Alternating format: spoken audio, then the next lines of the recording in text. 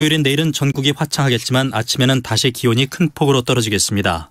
내일 아침 최저기온은 전국이 영하 2도에서 7도로 쌀쌀하겠습니다. 일교차가 최대 15도까지 벌어지고 있어 건강관리에 주의가 필요합니다. 지금까지 아나운서 박노원이었습니다. KBS 1라디오 4시 경제뉴스를 마칩니다. KBS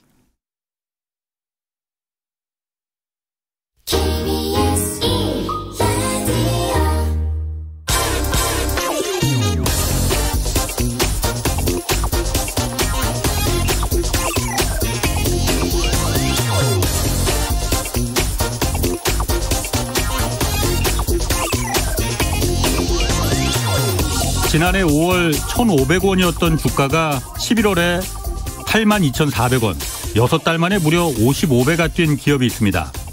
물론 대주주들은 주가가 폭등할 때 이 보유한 주식을 모두 팔아치웠습니다. 쌍용차를 인수하겠다고 했다가 무산된 에디슨 EV라는 회사입니다. 이 한국거래소가 이 에디슨 EV에 주가 조작 범죄가 있었는지 조사에 착수했다고 합니다.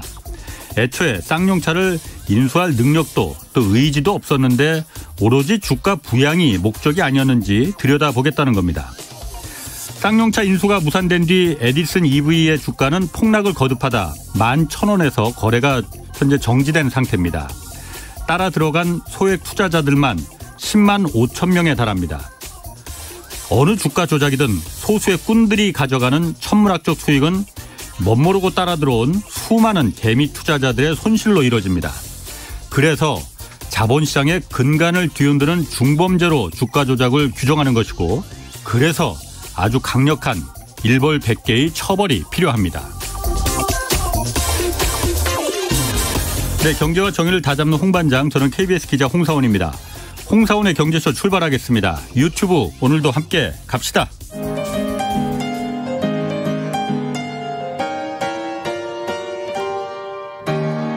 대한민국 최고의 경제 전문가와 함께합니다. 믿을 만한 정보만 쉽고 정확하게 전해드립니다. 홍사훈의 경제쇼. 네, 미국의 장단기 국채금리가 오늘 또 역전돼서 앞으로 이거 경기 침체로 들어가는 거 아닌지 우려가 높습니다. 여기에다 또 국내에서는 삼성그룹 오너 일가의 블록딜 매매 소식도 들려서 개인 투자자들 지금 불안감이 높습니다. 지금 주식시장에 들여진 악재들 오늘 좀 진단해 보겠습니다. 김형렬 교보증권 리서치센터장 나오셨습니다. 안녕하세요. 네, 안녕하세요. 자, 먼저 그 미국 중요한 경제지표 중에 하나죠. 그 지난해 2월 개인 소비 지출 PCE 가격 지수라고 해요. 네, 그렇습니다. 이게 또 40년 만에 가장 큰 폭으로 올랐다고 하는데 네네. 먼저 이 PCE 개인 소비 지출 가격 지수라는 게 뭐예요?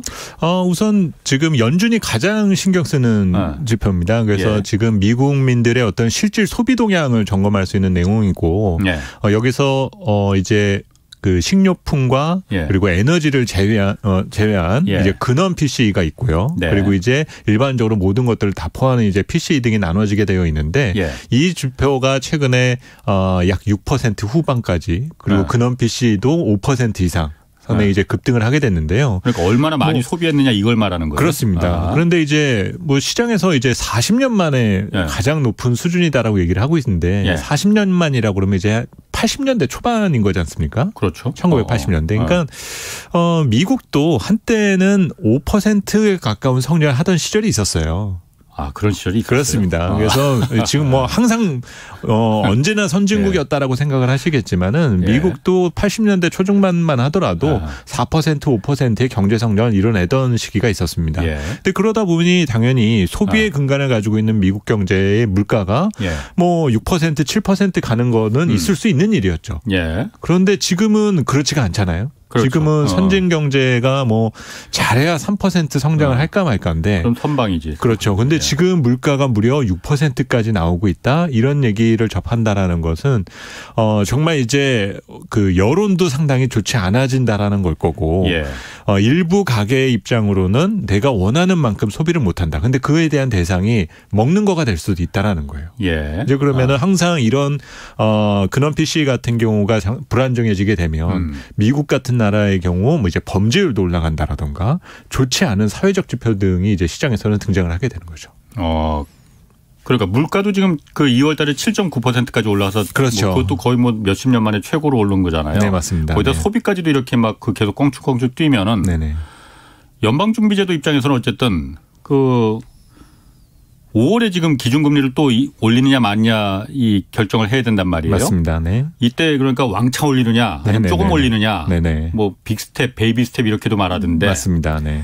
크게 올릴 가능성이 그럼 더 크겠네요. 그렇죠. 지금 3월 중순에 이제 첫 번째 금리 인상을 시작을 했고 1년에 FOMC는 총 8번 열립니다. 그리고 그중에서 이제 6번 남았는데 이제 이 얘기는 연준은 남은 6번 동안 계속 금리를 올리기만 할 거라는 거거든요. 근데 만약에 한 번씩 정도만 올리게 되면 금리가 정책 금리가 1.75% 정도입니다. 연말이 됐을 때.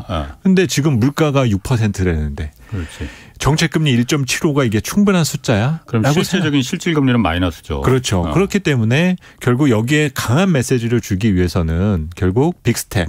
2단계 금리 인상을 할 수밖에 없다라는 걸 거고 그 가능성이 점진적으로 커져가니까 요즘 이제 금리도 요동치고 그리고 환율도 불안정해지는 이제 그런 상황들이 지금 동시다발적으로 이루어지고 있는 거죠. 그래서 지금 뭐 한 1, 2주 정도 뭐 주가도 조금 회복되고 이러니까 뭐 이제 뭐 급한 불은 껐나 보다.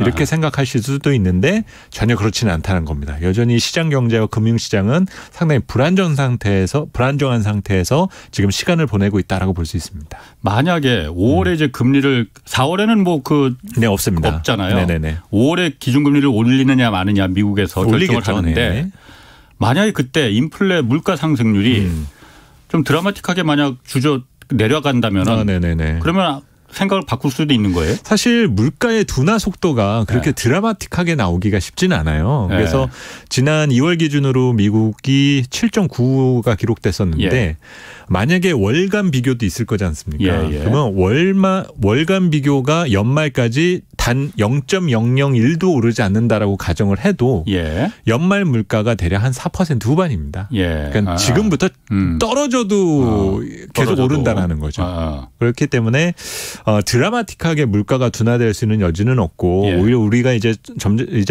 준비를 해야 될 것은 2단계 인상을 하려 할 때 과연 놀랄 건가?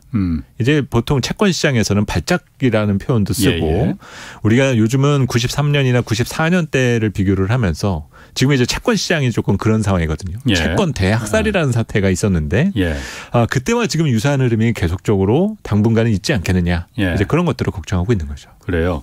그런데 또 한 가지 지금 그 미국의 국채가 장기 국채가 있고 단기 국채가 있잖아요. 네네. 예금도 장기 예금이 있고 단기 예금이 있듯이 당연히 장기 예금에 이자를 더 많이 주는 게 상식이잖아요. 오랫동안 내 돈이 묶이니까. 맞습니다. 근데 장기 국채 금리도 당연히 금리 이자를 더 줘야 되는데 장기 국채하고 10년물 국채하고 2년물 단기 국채하고 금리 차이가 이게 역전이 돼 버렸다. 그렇죠. 어젯밤에는 이제 그것이 역전되는 현상을 드디어 이제 보게 됐죠. 그러니까 단기 금리에 오히려 돈을 짧은 기간 맡기는데 이자를 더 준다는 거 하잖아요. 맞습니다. 이게 어떻게 가능할지 그게 잘 상식적으로는 이해는 안 가는데 이게 어떤 의미를 갖고 있는 겁니까? 우선은 그만큼 지금 채권 시장이 불안정하다라는 거죠. 그리고 이제 금리가 올라간다라는 것은 우리가 이거를 이제 가격으로 해석했을 때 채권 가격이 하락한다, 폭락한다라고 이제 표현을 하게 되는 겁니다. 그러니까 지금 채권 시장에서 벌어지는 일들은 이거 앞으로 무슨 일이 더 벌어질지 모르니까 우선은 단기 유동성이 최고인 것 같아. 현금을 챙겨두자. 그러면서 장기도 팔고 단기도 파는 거예요. 근데 이제 이 정도면 됐겠지라고 생각을 하면서 모아놨던 이 단기 채권을 그냥 시장에다가 그냥 쏟아내버리니까는 비정상적으로 단기 금리가 더 올라가는 현상이 나오게 된다는 거죠. 채권은 가격이 떨어지면 금리는 올라가니까. 그렇죠. 반대니까. 그렇습니다. 그래서 지금 수급 상황이 상당히 불안정하다라는 거고 투자 주체별로 지금 채권을 던지는 사람들이 많아졌다. 이제 그렇게 먼저 해석을 해두시는 것이 필요합니다. 그래서 가장 걱정들 하시는 거는 이렇게 장단기 금리가 역전되는 현상이 나오니까 이거는 우리 옛날에 배웠던 경기 침체 신호잖아 라고 하면서 이제 그러면 또 경기 침체 오는 거야 이렇게들 많이 보시거든요. 근데 지금 나타나는 현상은 장단기 금리가 역전된 것은 우리가 눈으로 봤으니까 그거는 팩트인 거는 맞는데 해석은 저는 조금 달리 봐야 될 부분이 있다라고 봐요. 그 해석을 하기 전에 장단기 금리 차가 역전이 되면은 왜 장기적으로 경기 침체가 오는 거예요? 그렇습니다. 제가 그 부분을 말씀을 드리려 하는 건데요. 지금 장단기 금리 역전이 별 문제가 없다라고 보는 이유는 단기 금리의 상승 속도보다 장기 금리의 상승 속도보다 단기 금리가 너무 빨리 오르기 때문인 거예요. 뭐 연방준비제도에서 계속 네. 그 기준금리 올리겠다고 하니까. 더 쉽게 말씀을 드리면 채권을 파는 사람들이 너무 많다는 겁니다. 네? 왜냐하면 우리는 그동안에 뭐 금리 인상을 하긴 하겠지라고 하겠지만은 속도가 빨라질 걸 의식을 안 했었고 그리고 뭐 양적 긴축을 한다라는 것도 별로 시나리오에 안 넣어놨었고 그런데 단기 채권을 많이 가지고 있다가 이런 일들이 벌어지니까 리스크 관리를 해야 되잖아요. 잘못하다간 채권을 가지고 있는데 내가 손해를 보게 생겼으니 이때 리스크 관리 위해서 일종의 손절을 하는 과정인 거예요. 그래서 단기 채권을 던지니까는 금리 역전 현상이 지금 나타나게 되는데 왜 단기 채권만 던져요? 그럼 장기 지금 이제 금리 정책이 너무 급진적으로 바뀌니까 나타나는 현상인 겁니다. 단기적인 것부터 먼저 이 변동성이 크니까 그렇죠. 아이고 이거 위험할 수 있다 나 던질래. 장기적으로는 뭐 어떻게 될지 모르니까. 그렇죠. 그래서 이 상황에서는 이제 정책 환경의 변화 때문에 사람들이 놀란 경우다라 볼 수가 있는데 문제는 이제 우리가 책에서 배워왔던 장단기 금리 역전 그 내용은 장기 금리가 더 이상은 올라가지 않고 자꾸 떨어지려 한다라는 거예요. 이제 그 장기 금리가 떨어진다라는 거는 채권 가격이 강세 쪽으로 돈다라는 거지 않습니까? 그러면 사람들이 이제는 경기를 낙관하지 못하고 지금 약간 과열 단계에 있으니까 이제는 경기 침체가 올 테니 믿을 만한 거는 채권밖에 없어. 그러면서 장기 채권을 사기 시작하면서 금리가 역전다. 그게 이제 두 번째인 경우인 거죠. 그래서 후자의 경우에는 대체적으로 경기 침체가 오는 것들이 이제 항상 있어 왔었고 지금처럼 정책 환경 변화에 단기물이 반응해서 나타나는 역전 현상은 일시적일 거다라는 거죠. 아직까지는. 그러니까 여기서 결론으로 말씀을 드리면 지금 걱정하시는 장단기 금리 역전은 지금은 아닌 것 같고요. 빠르면 연말 아니면 이제 내년 정도에 그런 현상을 보게 될 거라는 겁니다. 이제 그때부터는 많은 사람들이 특히 전략가들은 지금부터는 우량 채권 사세요. 우량 장기 채권 사세요. 이런 얘기들을 이제 하기 시작할 거예요. 그때부터는 뭔가 세계 경제가 구조적인 침체에 빠질 수 있는 이유들이 하나둘씩 등장하기 시작을 할 거라는 거죠. 원래 그래서 골드만삭스나 다른 기관 투자가 그 투자은행들도 분석을 하기를 장단기 금리차가 분명히 역전은 될 건데. 네, 맞습니다. 뭐 내년이나 올해 하반기 이때쯤으로 예상을 했었잖아요. 네, 맞죠. 근데 생각보다 훨씬 지금 그 3월에 벌써 역전이 돼버렸다. 그렇죠. 일시적이긴 하지만. 네, 맞습니다. 그래서 지금 나타나는 현상은 저는 약간은 그 좀 잡음과 소음 정도의 의미로 받아들이는 것이 맞는 것 같고요. 좀 더 본질적인 침체 신호는 지금보다는 조금 시간을 두고 등장하지 않을까라고 보고 있어요. 그래서 왜 그러냐면 지금 우리가 수습해야 될 문제가 있거든요. 바로 인플레이션입니다. 이 인플레이션을 수습해야만 어느 정도 정상 궤도에 간 후에 침체를 맞이하게 될 거고 이걸 해결하지 않고 그냥 침체로 가버리게 되면 세계 경제가 하드랜딩 경착륙하게 될 거라는 거예요. 그런데 경착륙을 바라는 투자 주체가 누가 있겠습니까? 그리고 정부나 정책 당국도 그 상황을 원하지는 않겠죠. 먼저 연착륙을 가기 위해서 수습해야 될 부분이 이 물가 문제이기 때문에 그 물가를 해결하는 데까지는 시간이 걸릴 수밖에 없다라는 거예요. 여러 경로 등을 통해서 정책 금리도 필요한 부분이고 여러 가지 재화나 용역에 대한 대체안을 우리가 마련해야지 뭔가 가격 변수가 진정이 될 거지 않습니까? 그때까지는 시간적 여유는 있다라는 거죠. 그래서 제가 이번 주에 쓴 자료가 에코버블이 온다라는 제가 표현을 썼는데요. 우리가 지금 에코라고 그러면 다들 또 환경 얘기들 하시는데 그 에코가 아니라 메아리를 뜻하는 에코. 그래서 우리가 지난 2년 동안에 풍부한 유동성을 가지고 뭔가 성장을 계속적으로 찾아와서 경제가 확장되는 가운데 뭔가 거품이 약간 실물 경제에 꺼 있는 상태인데 이 과정에서 또 정책 환경은 바뀌었지만 메아리 버블이 있을 수 있다라는 거예요. 그러니까 이 메아리 버블이라는 거는 기름값 어떻게 진정시킬 거야, 농산물 어떻게 진정시킬 거야, 이런 것들을 수습하는 과정에서 뭔가 또 투자 요인이 자꾸 생긴다라는 거예요. 정부 주도로. 그러니까는 뭐 어떤 나라들은 야 우리 신재생 투자하자. 기름값 못 견디겠어. 아니면은 야 내연기관차 이제는 더 이상 못 몰고 다닐 테니까 전기차 더 공격적으로 지원하자. 이런 현상들을 하면서 메아리 버블이 만들어진다는 겁니다. 근데 문제는 이런 버블이 만들어지는 시기가 대체적으로는 경기 확장 국면에 막바지에서 나타나는 현상이에요. 막바지에. 네, 후반부라는 표현이 더 맞을 것 같습니다. 그래서 지금 우리가 서 있는 위치가 경기 확장 국면의 후반부에 위치해져 있는 거고 지금 우리가 이제 어떤 식으로 정책과 경제를 잘 다루는지에 따라서 앞으로 우리가 언젠가는 침체가 오겠죠. 근데 그 침체의 강도가 달라질 수가 있게 된다는 겁니다. 어쩔 때 어느 경우는 통제하기 힘든 침체가 올 수도 있는 거고. 뭐 선제적으로 잘 대처를 해주고 기업들이 어느 정도 위기관리 능력을 갖추게 된다라면은 상당히 부드러운, 그리고 우리가 침체라는 것을 자꾸 거북하게 들을 이유는 없거든요. 항상 한 사이클에 대한 끝을 통과해야만 또 새로운 시작을 우리가 경험할 수가 있는 부분이기 때문에 그 침체 기간을 어떻게 잘 보내느냐가 어떻게 보면은 더 중요한 부분이 될 수가 있겠죠. 자, 그러면은 그 장단기 금리차가 역전됐을 때 네네네.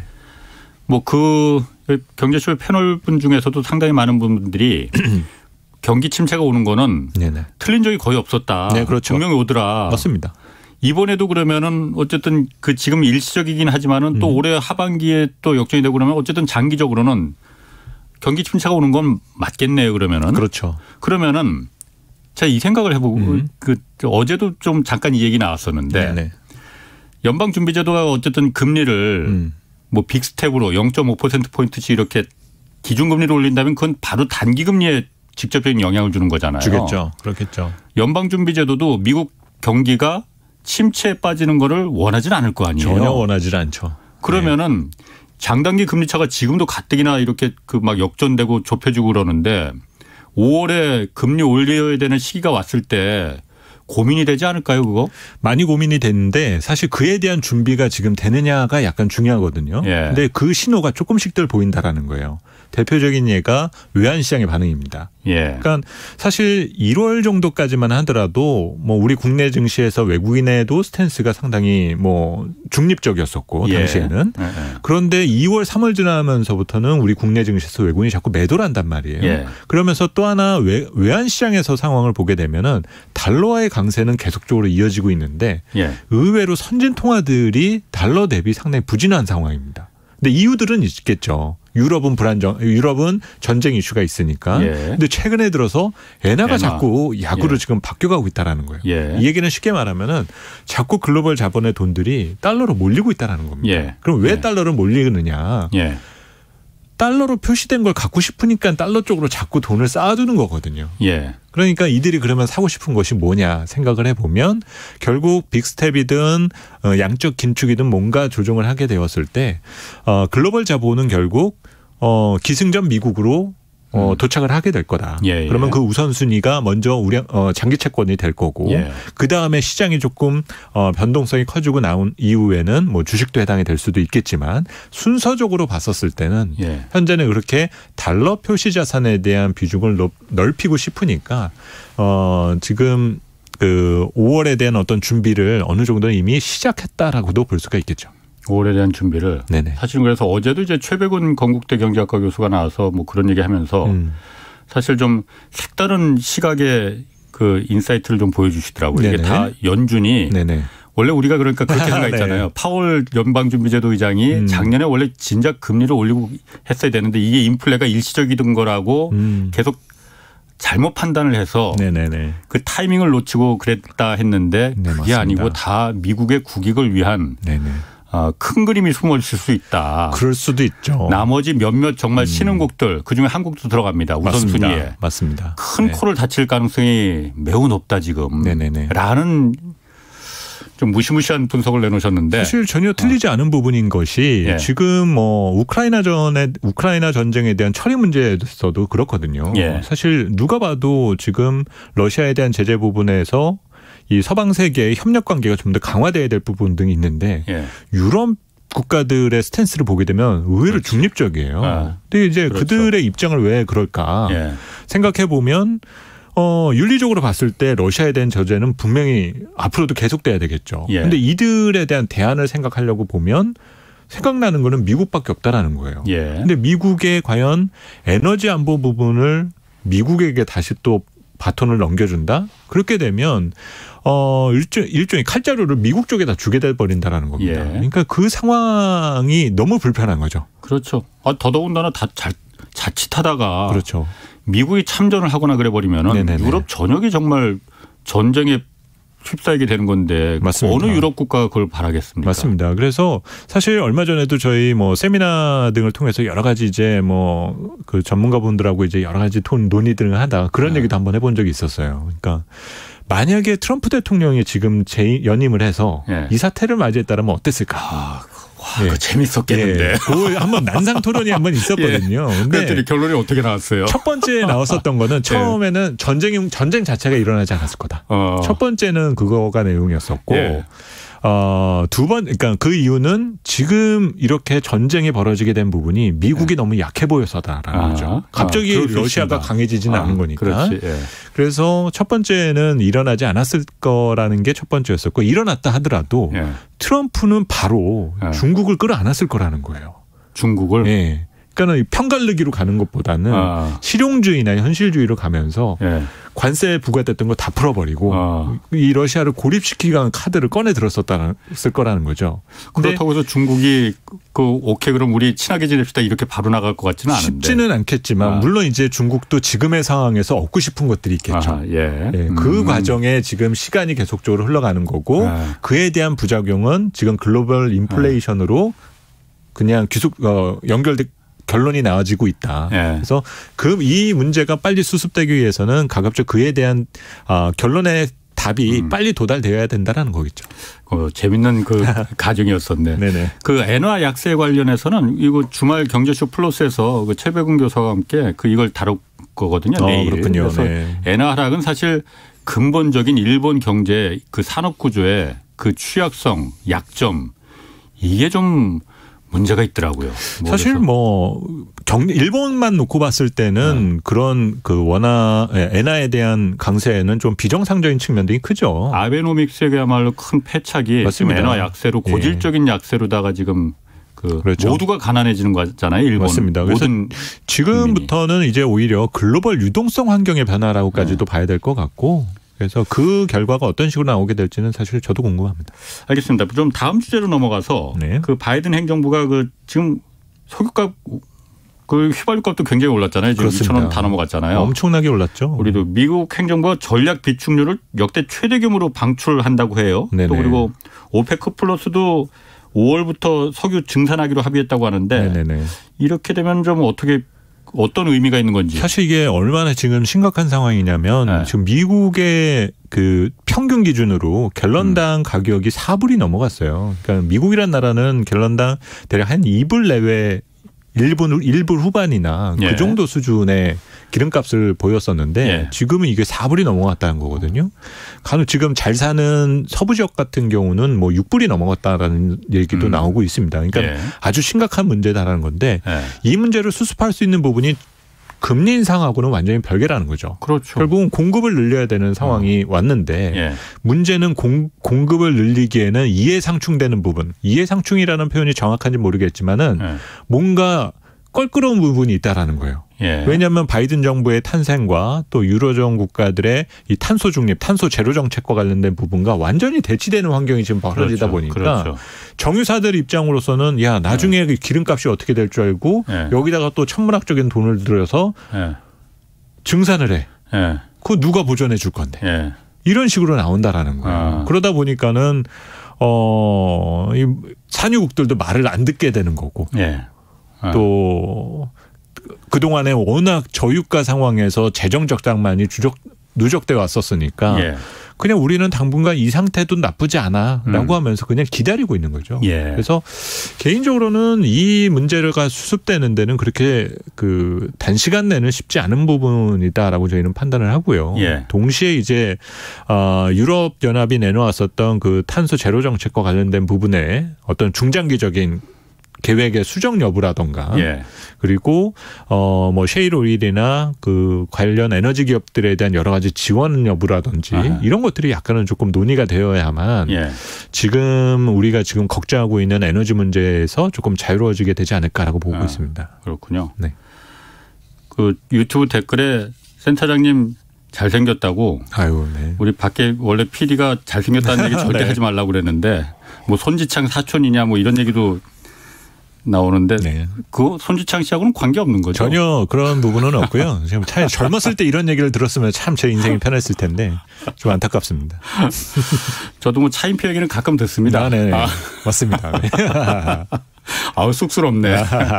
자, 그러면 유가가 그래서 좀 좀 떨어집니까? 그러면 떨어질 이 전략 비추 이렇게 방출하고 그러면 뭐 우선은 그 경제 심리라던가 어떤 재고 축적 등과 같은 심리를 조금 완화시키는 데는 도움이 되겠죠. 그래서 단기적으로 가격 진정 효과를 충분히 가져다 주게 될 것 같고요. 그리고 이제 또 하나 생각할 부분 중에 하나는 수요가 지금의 어떤 제한된 공급을 더 이상 따라가기가 어렵다. 이런 신호등이 있어야만 돼요. 그러니까 더 쉽게 말하면은 미국도 그렇고 유럽이나 소비가 둔화되는 지표 등을 좀 봐야 됩니다. 근데 요즘 우리가 여러 가지 거시 지표 등을 다 전해드리면서도 아직도 소비가 둔화됐다라는 얘기는 잘 못 전해드리고 있어요. 그냥 우리가 참고 쓰지 않습니까?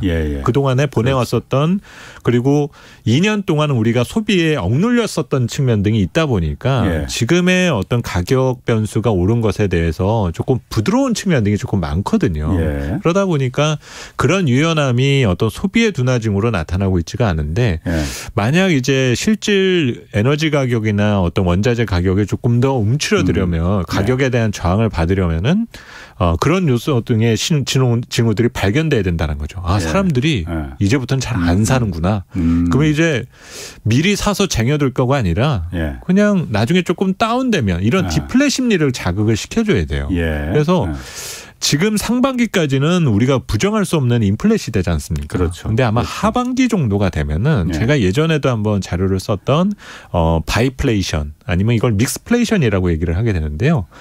인플레와 디플레가 좀 혼용되는 그런 시장을 우리가 통과하게 될 가능성이 있어요. 같이 있을 수도 있나요? 같이 있을 수 오르기도 하고 내리기도 그렇습니다. 하고. 이게 너무 갭이 벌어지다 보면. 그래서 이 갭이 벌어질 때 나타나는 현상 중에 하나가 그런 건데요. 저는 공급이 늘어날 때 가격이 올라가는 것들을 이해 못하는 시장주의자 중에 하나거든요. 근데 이제 최근에 그런 일, 지난번에 물적 분할 때도 조금 비슷한 얘기였었는데요. 그리고 최근에도 나타난 현상 중에 하나가 아까 질문에도 있었지만 액면 분할하는데 주가가 올라간다. 이런 거는 저는 개인적으로 유동성에 대한 과잉이나 과열 상황에서 나타나는 특수한 경우다라고 저는 봐요.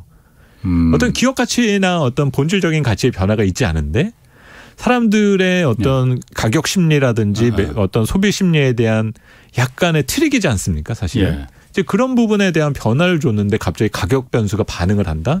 이거는 뭔가 잘못됐다라는 거죠. 그래서 항상 자산 시장에서는 공급을 늘렸는데 가격이 더 오르려 한다라는 현상이 나타날 때가 제일 위험 신호다라는 거예요. 그래서 이거는 주식도 마찬가지일 거고 부동산도 마찬가지입니다.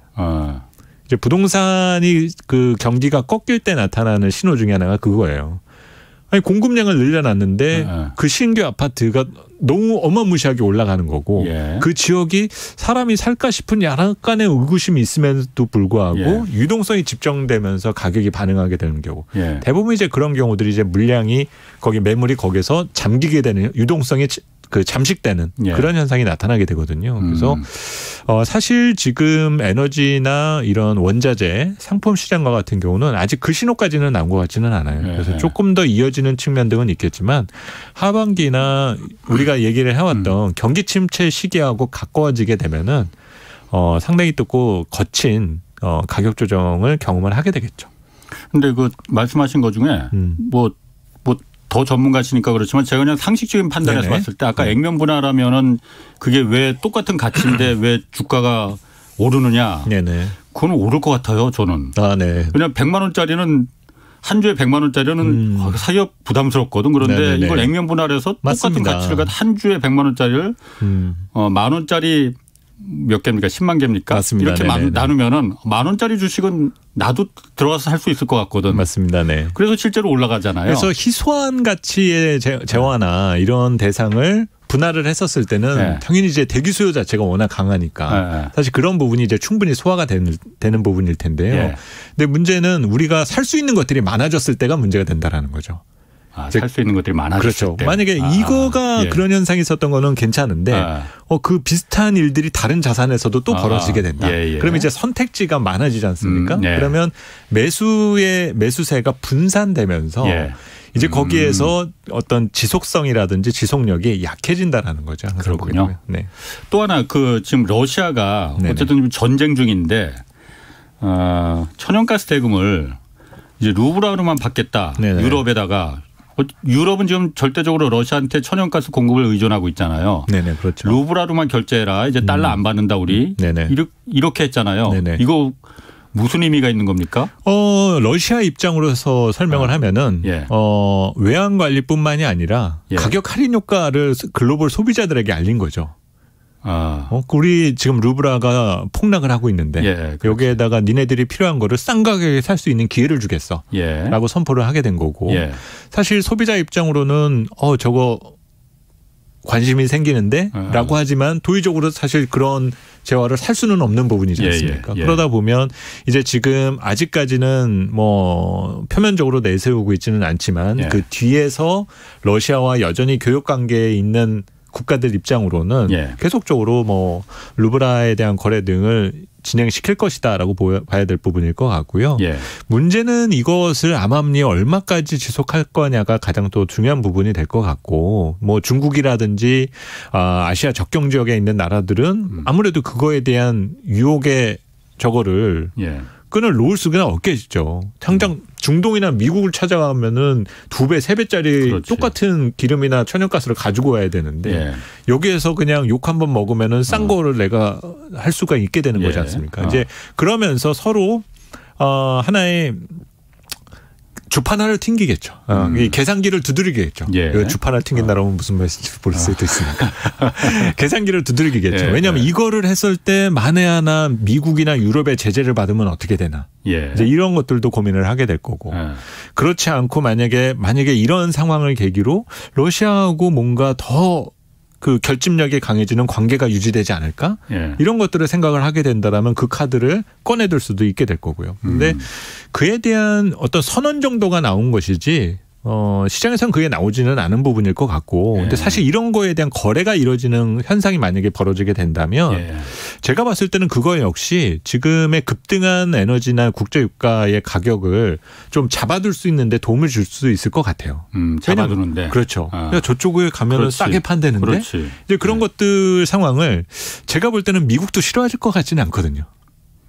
역설적으로 미국도. 그렇죠. 미국도 그냥 저쪽에다가 욕만 한번 하면 되고 너 그러다가 너 제재할 수도 있어. 그냥 엄포만 한번 또 내려주고. 그런데 저 상황 등으로 인해서 가격이 더 이상 못 올라가는 조짐이 나타나게 되면 원하는 성과거든요. 누이 좋고 매부 좋고네. 그러면. 그렇습니다. 그래서 예전 그런 부분이 이제 미중 무역 전쟁 때도 비슷하게 있었어요. 그러니까 미국이 중국을 제재하는데 제일 짜증났었던 거가 뭐냐면 니네들이 좋은 값싼 제품을 우리 쪽에다 파는 것까지는 괜찮은데 그러면은 근데 니네들이 만든 제품을 우리 것도 많이 담겨져 있잖아. 그러니까 니네들이 이거를 유럽이나 다른 데 가서 많이 팔면 우린 가만히 있어도 돈을 벌 수 있는데 그 만든 걸 가지고 왜 자꾸 우리 쪽으로 다시 또 오는 거야. 그게 싫었던 거예요. 그러니까 무역 전쟁 그러면 이제 미국이 막히니까 중국이 하는 것들이 어떤 겁니까? 유럽으로 더 가고 아니면 다른 신흥국들에다가 물건을 더 팔는 거죠. 그렇게 팔면은 미국은 이득이에요. 왜냐하면 원천 기술이라든지 지적재산권, 디자인 뭐 이런 것들에 대해서 다 수혜를 받으니까. 그런 또 숨어 있는 또 그 의미가 좀 있군요. 공중삼회전입니다. 아주. 자, 이제 국제에서 국내 상황으로 좀 넘어가 볼게요. 삼성그룹 오너 일가가 그 상속세 지금 12조 원 내야 됩니다. 일단 그것 때문에 삼성 SDS 주식하고 삼성전자 주식 주로 해서 블록딜로 대량 처분했다고 해요. 먼저 블록딜 용어 좀 생소합니다. 네, 그렇죠. 블록딜 뭡니까? 그러니까 좀 묶음 판매라고 보시면 될 것 같아요. 판매.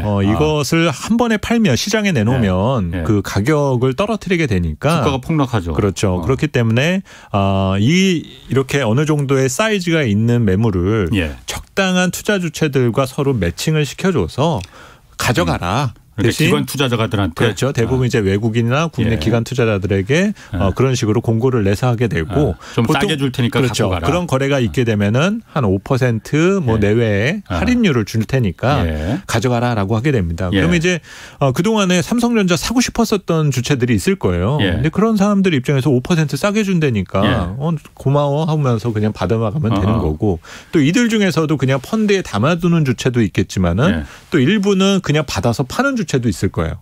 싸게 사서 그렇죠. 조금 더 이익 받고 그러니까 5%를 주고 받았는데 그 다음 날 보니까 주가가 한 2% 빠지더라는 거예요.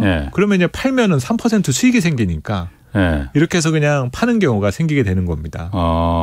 그러면은 일단 얼마나 그 블록딜로다가 넘겼어요? 그러면 그 기관 투자자들한테? 지금 이제 홍나희 여사 지분 포함해서 약 1조 3천억 정도로 지금 알려져 있고요. 지금 앞서 말씀하셨던 것처럼 상속세 총액이 대략 12조 원 정도고 이 중에서 약 10조 원 가량을 5년에 나눠서 팔아야 되니까 지금 전자와 SDS 이제 각종 삼성 총수 일가에서는 삼성 그룹주에 대한 그 지분이 대략적으로 매년 한 2조 정도씩은 이제 나올 수는 있다. 산술적으로는 생각해 볼 수가 있는 거겠죠. 그러면은 그 삼성 오너 일가 입장에서는 어쨌든 돈을 마련하려면은 갖고 있는 주식을 처분할 수밖에 없는데 그렇죠. 네, 맞습니다. 그 주식을 주식 시장에 그냥 팔아서 하면 주가가 굉장히 막 대량으로 나오니까 폭락할 테니까. 그렇죠. 그리고 지금부터 계속적으로 1조 원이나 2조 원이 나올 거야라고 메시지를 보내게 되면 어느 투자자가 그 주식을 사겠습니까? 그렇기 때문에 사실 그런 문제를 제거한다. 라고 이제 생각하고 이제 그런 것들이 오버행 이슈라고도 우리가 또 이제 표현을 해요. 이제 나올 매물이 쌓여 있는 것들이 있는데 이거를 제거시켜 주고 나면 이제 그러면 더 이상은 누를 힘이 없구나. 그래서 이제 오버행 이슈가 제거된다는 표현을 하게 됩니다. 아니 그러면 제가 궁금한 거는 삼성 오너일가에서는 그래서 이걸 갖다가 주가를 떨어뜨리지 않고 떨어뜨리면 자기가 손해니까. 그럼요. 이걸 갖다가 기관 투자자들이나 외국인들한테 자 한 5% 우리가 싸게 이거 줄 테니까 시간 장 끝난 다음에 블록딜로다가 우리가 넘길게. 그렇죠. 그러면은 뭐 서로 그렇게 손해 날 거 없는 거잖아요. 맞습니다. 네. 그럼 다 좋은 거고.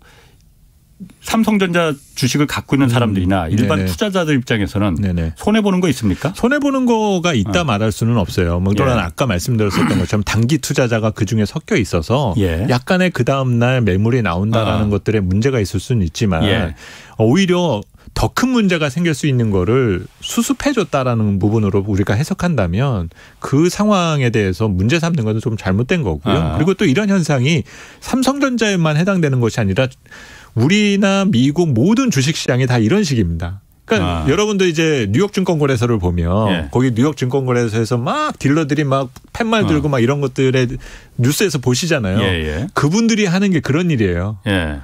내가 물량을 이만큼을 갖고 있는데 이거 살 사람 모여 얼마에 살 사람 모여 하는 거거든요. 근데 이제 그런 것들이 이제 우리한테는 더군다나 이제 일반적인 개인 투자자분들의 경우는 익숙치가 않으니까 뭐 이런 것들은 좀 또 공정한 게임이 아니지 않나 이렇게 또 생각하실 수도 있는데 그렇게 보실 문제는 아닙니다. 그리고 뭐 기관 투자자들 입장으로는 할인을 받는 측면 등은 있지만 한편으로는 더 추가적인 손실이 날 수도 있는 것들을 본인이 그를 감내하고 나서 투자 리스크를 테이크한 거기 때문에 사실 그 문제는 오히려 이 상황이 끝나고 나면은 주가 측면에 있어서는 뭐 잠재 매물이 없는 것으로 해석되어서 시장에서는 오히려 긍정적인 메시지로 전해질 수도 있다라는 거죠. 그러니까 사실 그런 부분이 앞으로도 아까도 제가 매년 2조라는 얘기를 말씀을 드렸었잖아요. 우리가 항상 제일 이제 힘든 부분 중에 하나가 맨날 연말만 되면은 대주주 양도세 얘기하면서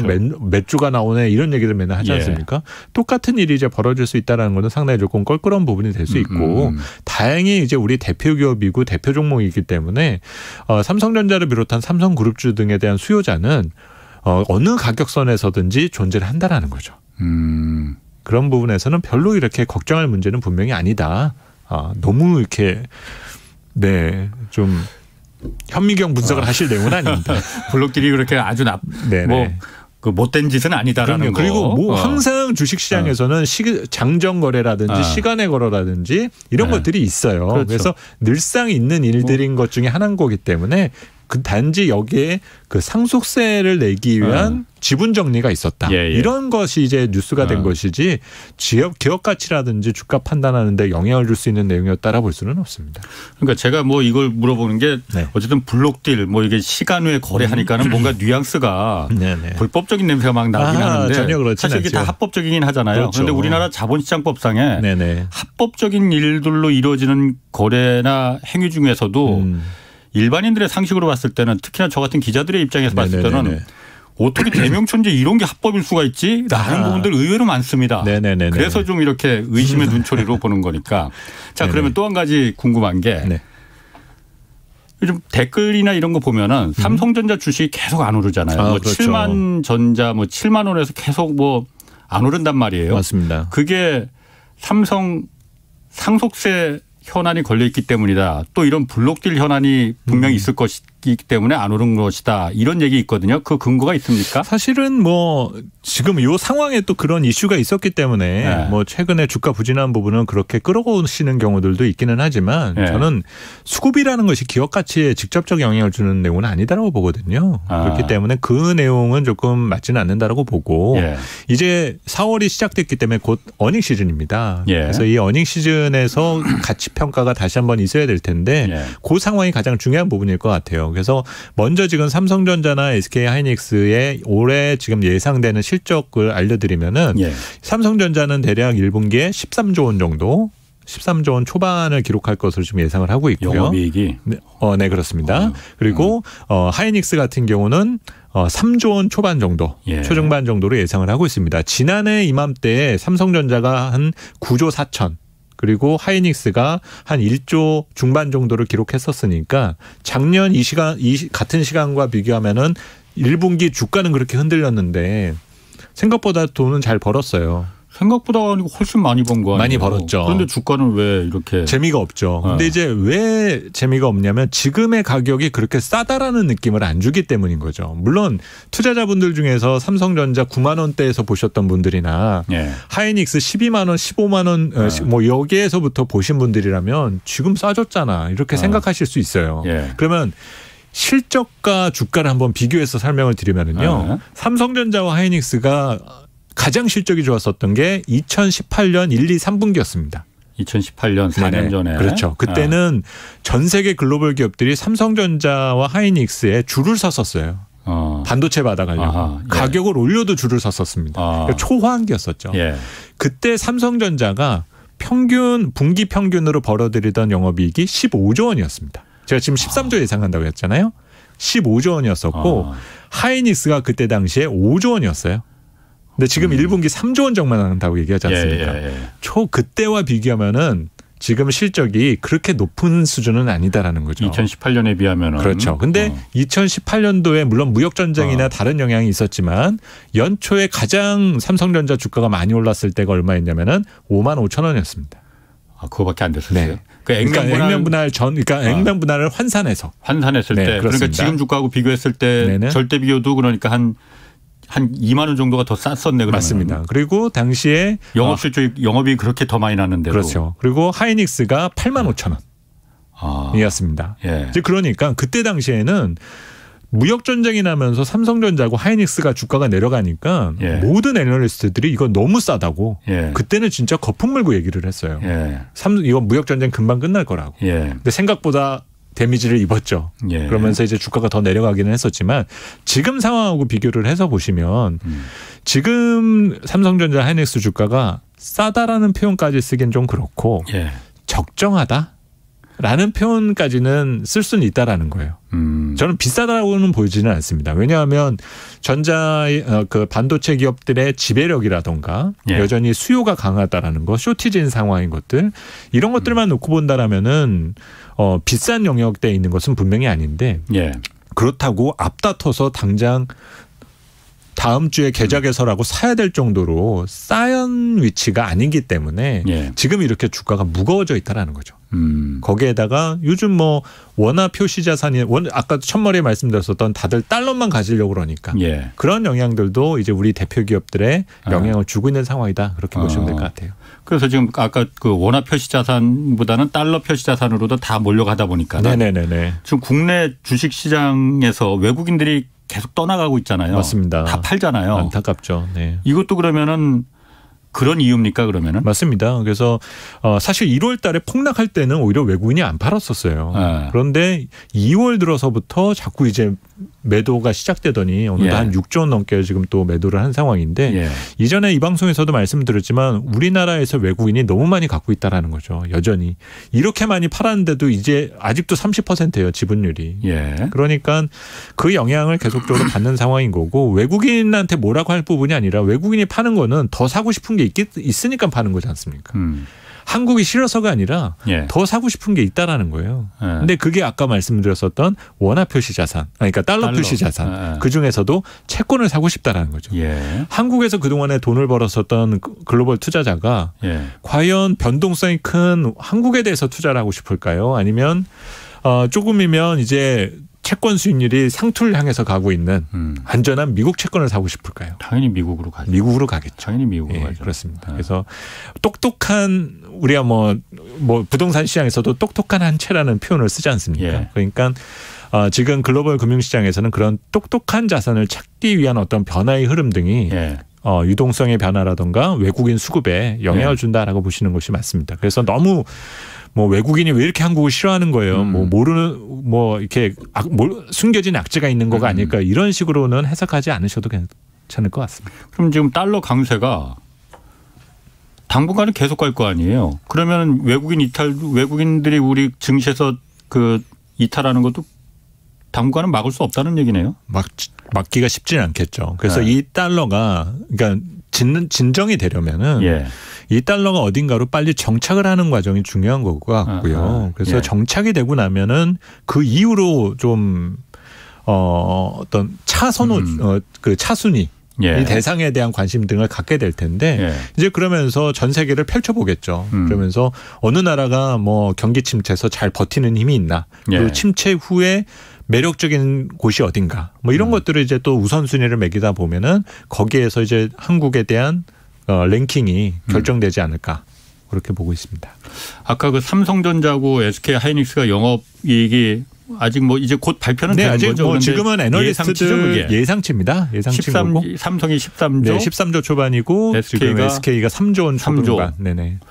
그래도 사실 한 분기당 10조 원 이상 그리고 뭐 SK도 메모리 반도체만 팔아서 3조 원 네네네. 이렇게 순수익을 남기는 게 그러면서 그렇게 세계적으로 몇 개 안 될 것 같은데. 그래서 사실 우리 시장이 2,700까지 밀렸다가 그래도 조금 안정을 되찾은 이유가 예.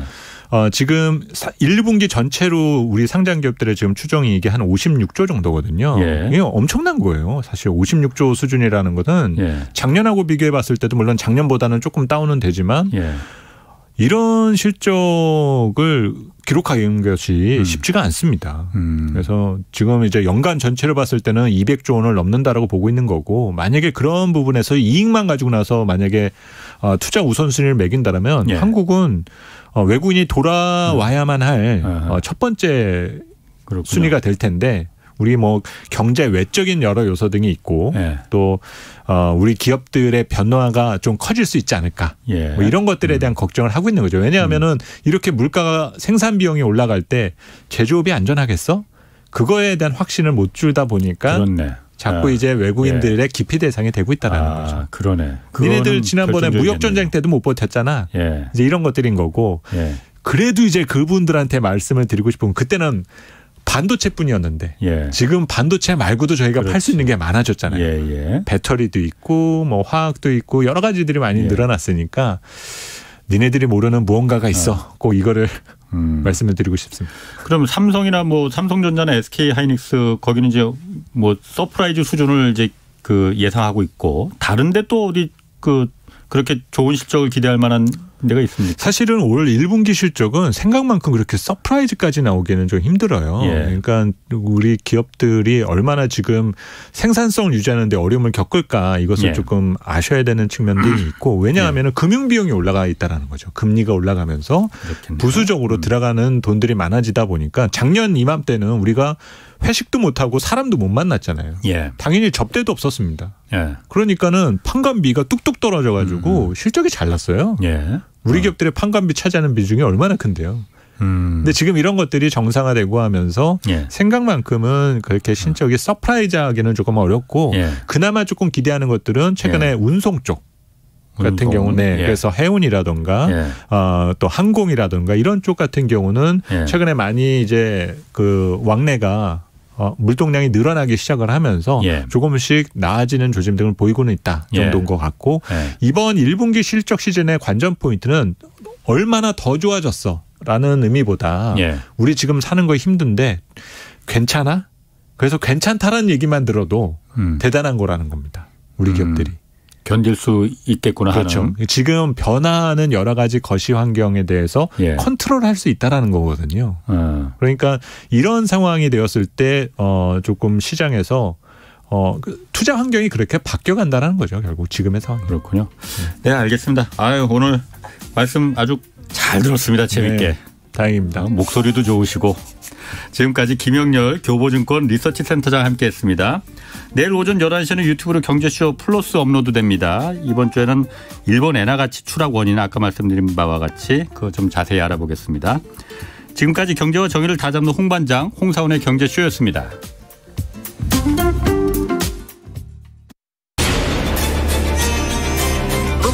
K 드라마 And the Oscar goes to Parasite.